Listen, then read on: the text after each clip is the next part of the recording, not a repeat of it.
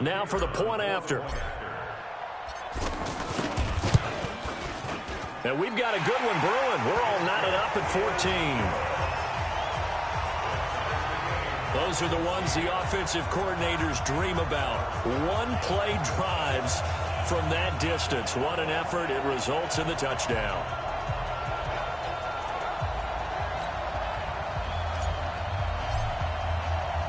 This one tied at 14 now as he sends this one away.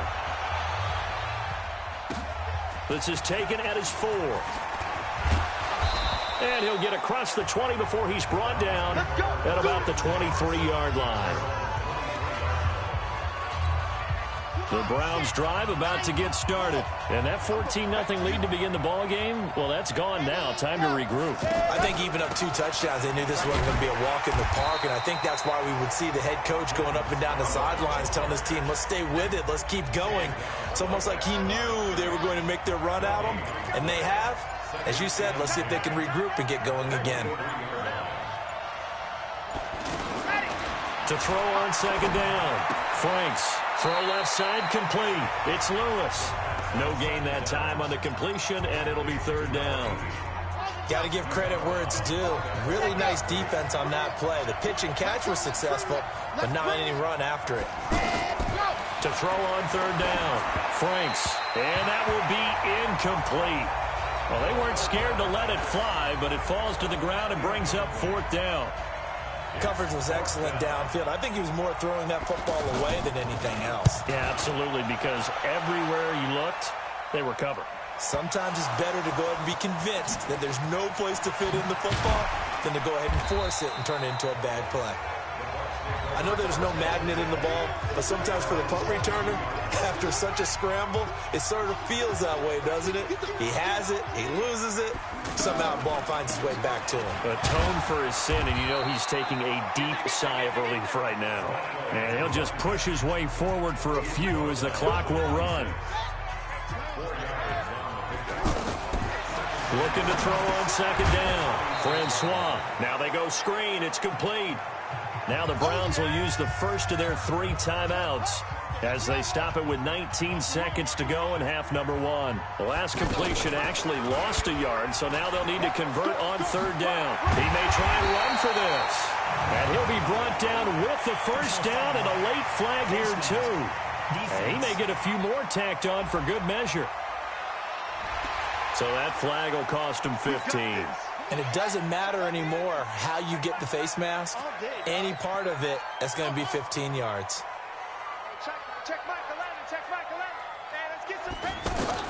On first and 10, Francois. Pressure from his right, and he goes down hard, flat on his back. Now a timeout taken. Perhaps a chance for one more quick play and then another timeout if they hurry. We'll see. Sacks, a growing theme in this first half. This is second and long. Back to throw. Francois forced out to his left. Room to run inside the 40. Yeah, he's going to be out of bounds, but not before he takes it inside the 40.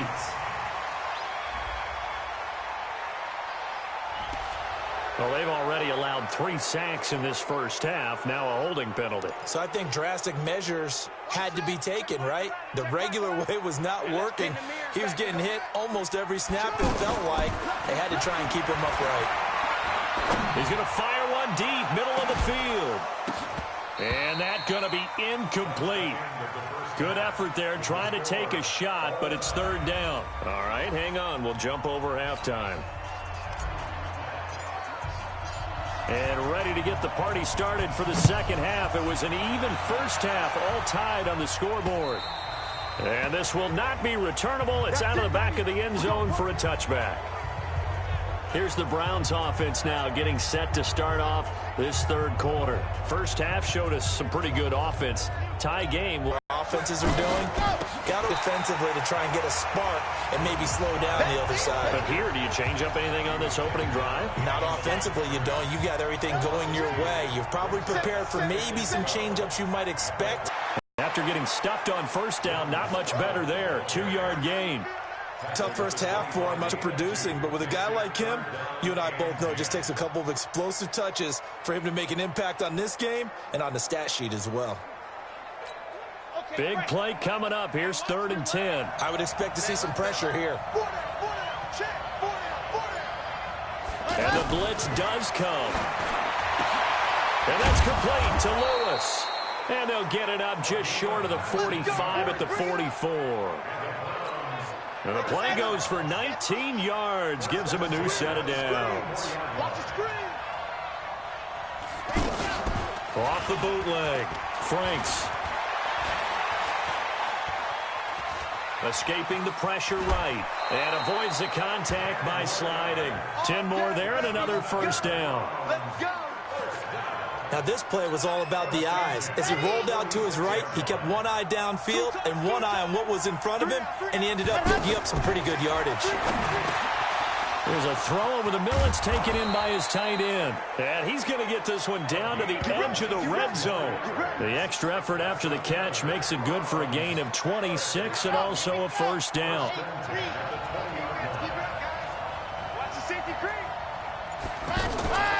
Now a shotgun handoff to Scarlett. This will be a 5-yard pickup as they move it from the 20 to the 15. I'd say they've got to find a way to get him going. He's such a big part of their offense. I wonder if they might throw it a little and come back to the run. Anything, because you're right, he's pretty much been completely neutralized. And that'll be accepted, of course, and that moves him back 5. The false start penalty, and now they're back to needing 10 yards on 2nd down. This is Scarlett on the carry. And he'll take this inside the 20 and down to the 18. Give him 2 on that run, and they're still left looking at a 3rd and about 9 to go. A field goal would get them the lead, but that's not what they're shooting for as they come up on 3rd down. Looking to throw. Franks. And he is going to be stopped at the 12, short of the first down. The completion good for only 6, and that'll bring up 4th. So much about this game is just understanding situations and then having to execute, isn't it? Guard the first down sticks. Don't let them get there. And they rallied and made the tackle. And his kick is good. And they take a 17-14 lead. So they've put together a good little drive there, but ultimately stalling out in the red zone. Yeah, I know a lot of people look at it as a little bit of a negative. They didn't get 6 points out of it, right? Didn't get the touchdown. But that's actually okay. They got 3 points, able to give their defense a little bit of rest, let them settle down over there. So all in all, to me, that's a good drive. The offense back out there at the line, ready for their next drive. They trail offense, first time to touch the ball in quarter 3, and we'll see what they can do. And I can't wait to see what they have planned, because some teams script to start a half. Other teams just go, okay, these are the sequence of plays we want to run. These things worked well for us. And sometimes they throw in that big chunk play right away. Shocker. Try and get after them early and try and create a big play to give themselves some momentum. See what they have up their sleeve. Now a throw here on 2nd down, and that's complete. And he'll be taken down, but not before they work it across midfield. That one covers 29 yards. First down. On first down, Akers. And that one blown up quickly as he's going to be stopped before he could even get started. Back now here in Santa Clara. It's been a very hotly contested game to this point. Just a field goal separating these two teams as we get set for the 4th quarter. Oh, he's going to let this go for the end zone. That's going to be knocked away and incomplete. They were trying to erase that deficit in one play. They certainly were, but how about the reaction time and the instincts back deep to force the incompletion? We might need to mark this one down. We may look back and say, that was a game-saving play. And he'll get this to the 40, but that's still going to be a few yards short of the first down. They do get 9, but it leads to 4th down. In today's football, where receivers break tackles, make people miss, get upfield for the extra yardage, when you see a play like that where it's caught and he's dropped on the spot, that's a big-time play by the defense. Back to throw. Francois. And for a 3rd time tonight, he's intercepted. Picked up by Chauncey Gardner-Johnson, the rookie from Florida. And he's able to get it back to right around the 27. Well, this had trouble written all over from the start. He's got 2 extra defensive backs in the game he's got to deal with. They're in a dime set. So everywhere he's looking, he's seeing a different colored jersey. And sure enough, this one winds up being intercepted. Looking for more there on first down, but this throw downfield incomplete. 2nd and 10 now from the 27. They'll run it with Scarlett. They'll have a first down past the 40. And finally, down at the 41-yard line. Give them 14 on that one and a first down. Now, I'm guessing you'd say this is kind of the key here. Grind out some yardage, work on that clock, see if you can continue to tick it down. Definitely, you want to bleed things out at this point, right? Continue to possess the football, gain some yardage, and put the onus on the defense. Do they have to use timeouts? What are they going to do to stop you? You're taking charge. They take a shot downfield there, but it winds up falling incomplete. Well, that certainly looked like something that they discussed all week in practice, getting ready for this one. Take the big shot right out of the gate. At worst, you'd open up the defense a little bit, loosen them up, have them back on their heels. And this is going to lead to another first down as the tackle's made at the Bucs 40. Quarterbacks love slant routes because the receivers are breaking right into their line of vision, and receivers love them as well because they're getting the ball on the move and able to catch it and try and get upfield and gain additional yardage. Now this one over the middle into the hands of his tight end, complete. 7 yards, the pickup on the pitch and catch. Nice rhythm throw there on first down. He located his tight end, made it a nice easy pitch and catch. Hoping he can break a tackle or two. Wasn't able to do that there, but down he goes. They sack him back right around the 41-yard line. Brian Burns. Credit him with a sack, and it goes as a loss of 6. One of the bigger plays in the game thus far. The crowd getting into it as we come up on a big 3rd down. Looking to throw. Franks. Oh, incomplete. Nearly the pick they needed. They would have loved one there, but at least it does get them to 4th down.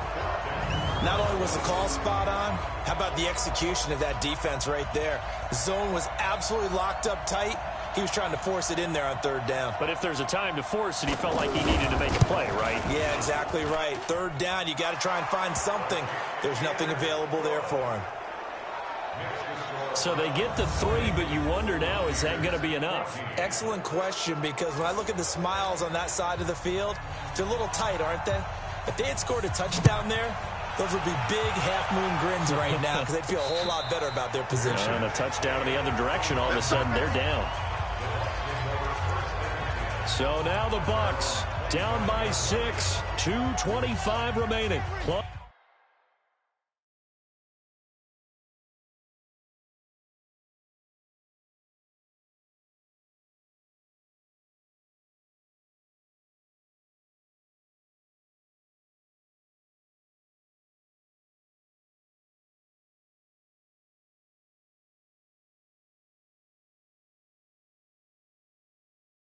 Of time here. They've got 3 timeouts and the 2-minute warning as they've got it 1st and 10.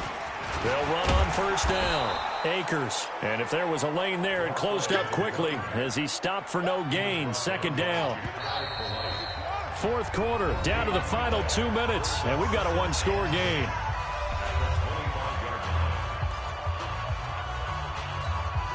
So it's Buccaneer football as we welcome you back.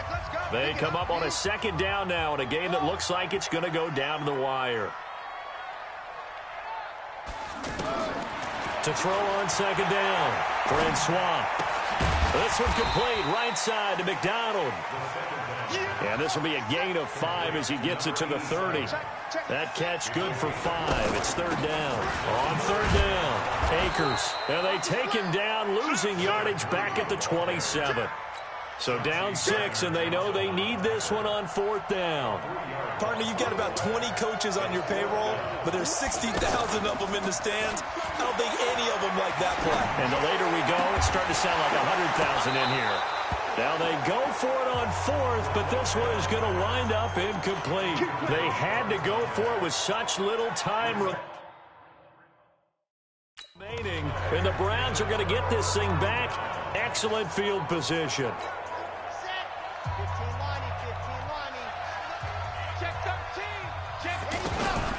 Now Scarlett.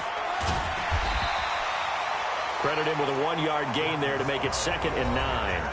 Now the Bucs going to use the first of their timeouts as they get the stoppage with just over a minute to go in the game.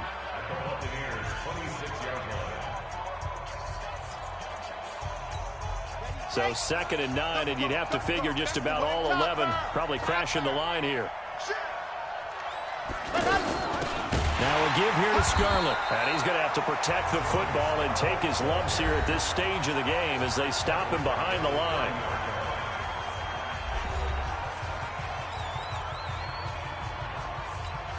The chance of wasting this great starting field position, a real threat. This is 3rd and long. On the handoff, it's Scarlett. And that's not nearly going to be enough. Stopped at the 22, and he needed plenty more. The Bucs forced to use their 3rd and final timeout as the clock shows 50 seconds to play here in quarter number 4.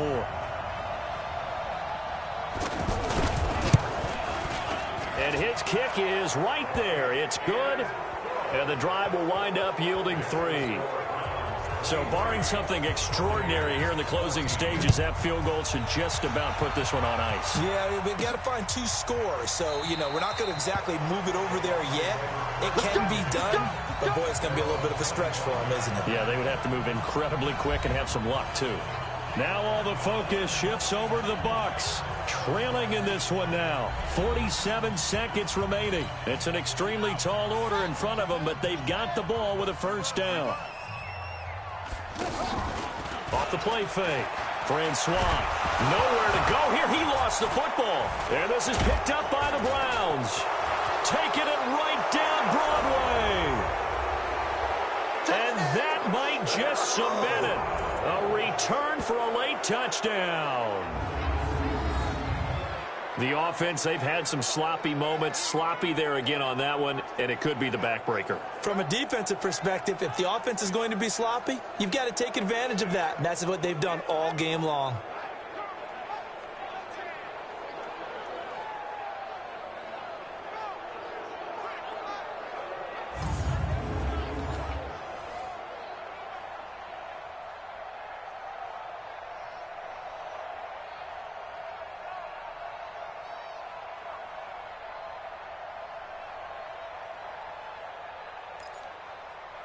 So now on comes the Browns offense as they'll try for 2 more. They're going to run it left.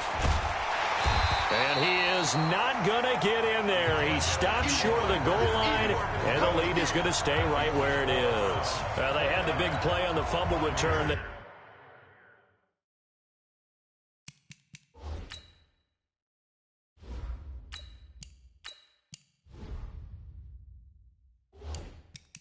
Looking for the 1-2 punch, but they couldn't get that 2-point conversion. And I have to wonder, were they scheduled to go ahead and kick the extra point, but after a play like that, you talk about the 1-2 punch, right? This is a momentum play.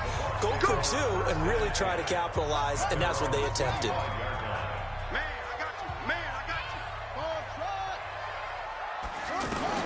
And here comes throw number 1 for the backup QB. Now a desperation throw deep down, and this is intercepted, and that should do it. Picked off near the 32. And they finally put it into this return, but not before he's all the way down to the 37. Obviously disappointing, but you had to go for broke here, down 2 scores. So that forced you to make some throws you definitely wouldn't want to make. And I think this interception is going to pretty much write an end to this one.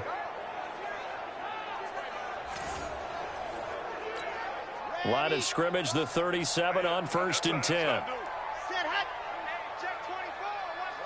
The Browns in victory formation now as they take the knee. Yeah, it's fun to kneel down in front of your home crowd, but when you go on the road, that band of brothers attitude, right, just us against the world, and get it done, how happy are they? I remember a coach at a previous stop telling me, you get a win on the road, doesn't matter the opponent, get out of there like you stole something, and they did in this one.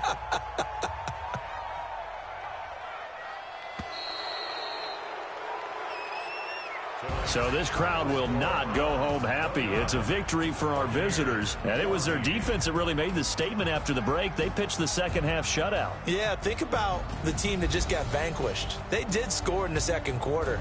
Do you think they thought at all that that would be their last points of the game? No, but what a second half. The adjustment, whatever they did in the locker room, it certainly worked. It certainly did, and you're exactly right. Whether it was an adjustment, whether it was just more focus on what they planned to do going in, whether they just played better, whatever it was, it all came together in the second half, and no points were allowed. That's a great way to close them out. That'll do it for us. For Charles Davis and all our hardworking crew, I'm Brandon Gaudin. You've been watching the NFL on EA Sports. For more, find us on Twitter at EA Madden NFL. With that, we say good night from Silicon Valley.